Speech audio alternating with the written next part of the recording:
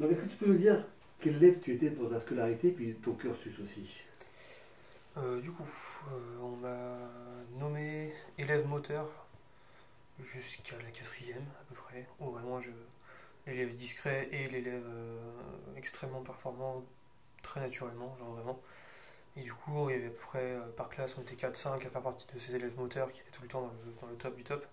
Du coup, j'en faisais partie à chaque fois. Donc vraiment sur ça, ça a été. Après, à partir de la troisième, ça a commencé à se dégrader.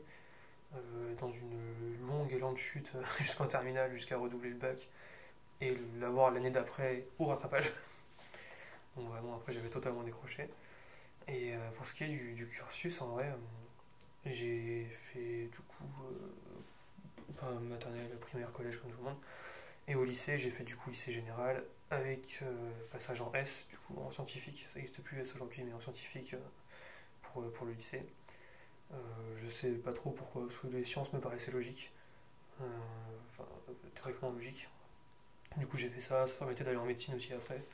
Donc, je voulais faire au moins PACES. Et c'est ce que j'ai fait du coup jusqu'à PACES. Ou PACES, j'ai fait 3 mois et j'ai fait aller. Ça me plaît pas du tout. Donc, on va tranquillement arrêter. Et en PACES, il y a de la sociologie. Et du coup, j'ai fait sociologie. Je suis passé en sociologie directement après. Et ça marche très très bien. Donc, ça, c'est nickel. Et au niveau du cursus, ça a été très très, ouais, très, très long parce que toujours dans les meilleurs, avec des classes à double niveau parfois. Donc, c'était CE2, CM1 et CM1, CM2, où théoriquement j'aurais dû du coup sauter une classe. Et ça, c'est pas fait pour plein de raisons politiques, on va dire. Euh, mais, euh, mais j'aurais dû, et ça m'aurait évité, je pense, un gros décrochage scolaire sur la fin, parce que j'étais clairement en avance sur les autres qui étaient dans la classe. Et même au niveau des potes, en vrai, j'avais quasiment que des potes enfin de classe du niveau du dessus. Pour la plupart, peut-être à part les deux trois élèves moteurs avec moi avec qui on s'entendait bien, mais pour la plupart je traînais avec la classe du dessus, jusqu'en quatrième en vrai, hein. Même en quatrième je traînais avec les troisièmes, voire même les lycéens. Et après par contre je suis redevenu un élève classique, on va dire, dans le moule, au point de totalement décrocher, de laisser tomber. La première année de terminale c'était une catastrophe, j'ai rien fait à part aller au cinéma. Et la deuxième année de terminale, bon, j'ai pas fait grand chose non plus, mais je me suis dit, bon, cette fois ça ira, parce qu'au pire j'irai au rattrapage et comme voilà, j'irai tranquille, il n'y aura pas de soucis. Donc ça donne quand même du stress parce qu'on se dit on va pas tout foutre en l'air non plus en faisant rien. Mais au final je l'ai eu et voilà, ça c'est plutôt bien passé. Même si c'était au rattrapage, c'est bien passé. Et aujourd'hui je fais clairement partie. Enfin, je sais qu'aujourd'hui je suis largement au-dessus de tout ça qui était avec moi en terminale. À part un, du coup, qui est un ami à moi en plus, on est les deux seuls à avoir continué les études bien après la licence.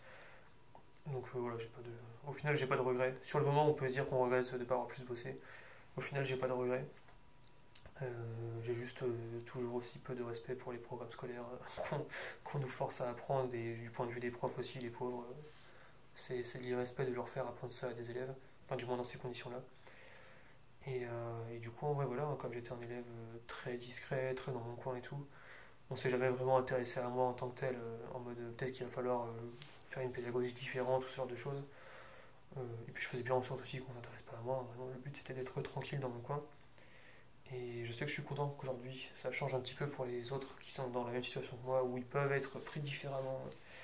Au collège en tout cas, au lycée pas trop, mais au collège déjà ça va mieux. Euh, Au moins ça leur évitera un décrochage scolaire débile, même si on s'en sort très très bien après au final, hein. Je compte pas le nombre de gens qui ont eu leur bac, leur scolarité parfaite et qui au final aujourd'hui ne sont plus rien du tout. Il n'y a même pas d'études après le bac, il n'y a vraiment rien du tout. Dommage pour eux, hein, les pauvres, mais bon tant pis. C'est le système scolaire aussi, hein. On aime bien les gens qui recrachent, on n'aime pas trop les gens qui pensent, donc voilà. Et moi, en vrai, ouais, non, ça. J'ai jamais été insolent, ni turbulent. J'ai juste de temps en temps remis les profs à leur place quand ils faisaient vraiment des conneries ou qui racontaient beaucoup de conneries, surtout en terminale où ils nous expliquaient qu'eux ils avaient beaucoup d'heures de travail, sachant que nous on était à 38 heures avec des options, eux ils étaient à 18 heures, 22 s'ils sont en heures sup, et 15 heures s'ils sont agrégés, et 18 avec des heures sup.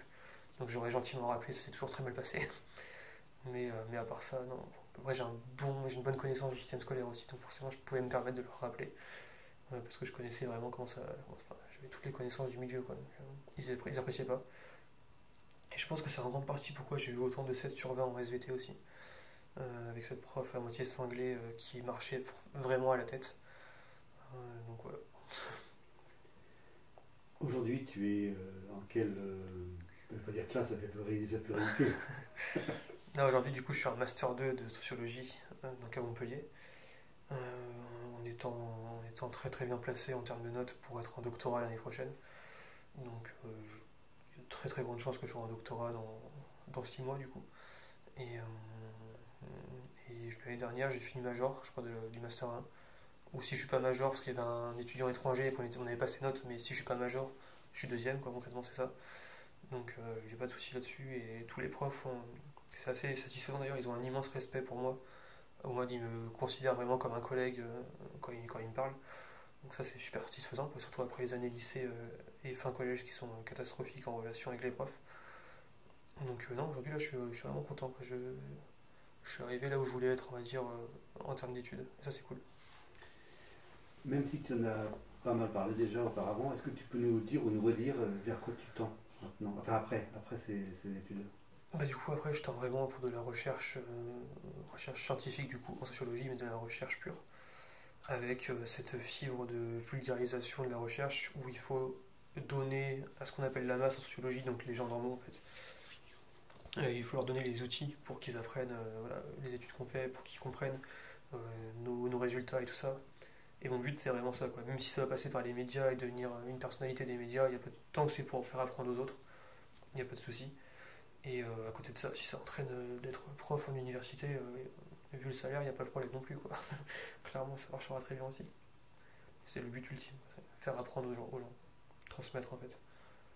Et du coup, tu avais un peu anticipé ma seconde question, Ah. qui était par rapport à l'enseignement, si tu pouvais aller glisser sur l'enseignement. Mais... Ouais, bah oui, bah, à 100% vraiment.